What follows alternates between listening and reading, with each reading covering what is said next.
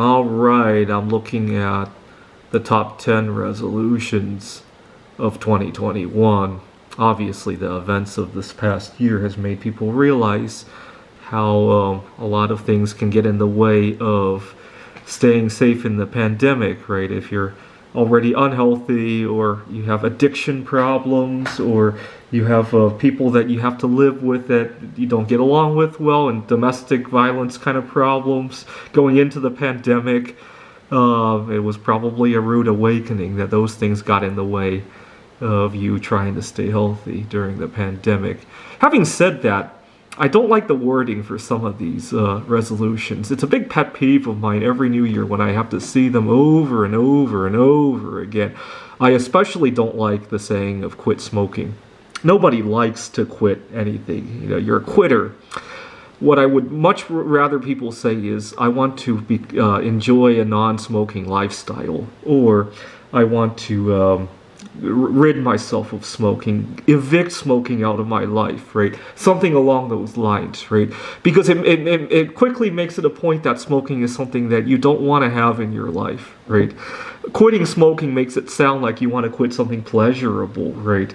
You're agonizing about quitting your job and retiring because you have a lot of good connections there.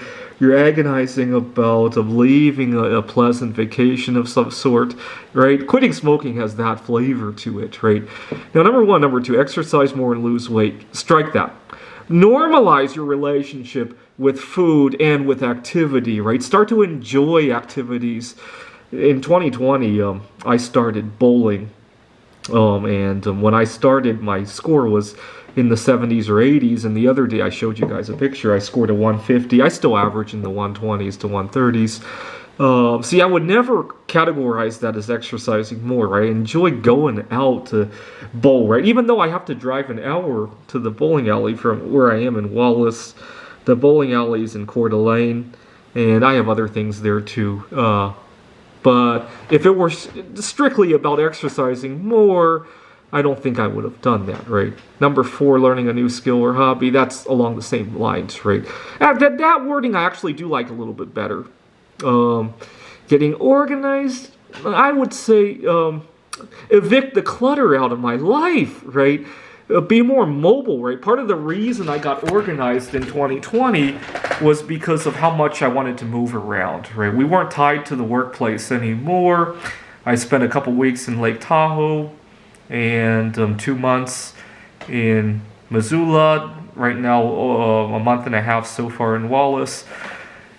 And the reason I wanted to get organized wasn't because I wanted to get organized. I wanted to be able to quickly pack my bags and go to the next town when the opportunity presented itself, right? So number three, I wouldn't say get organized, but be more mobile, right? Not let stuff tie me down, right? And the other ones are okay. Number six, I do not like. Save more money / spend less money. See, this kind of implies that you are depriving yourself, right?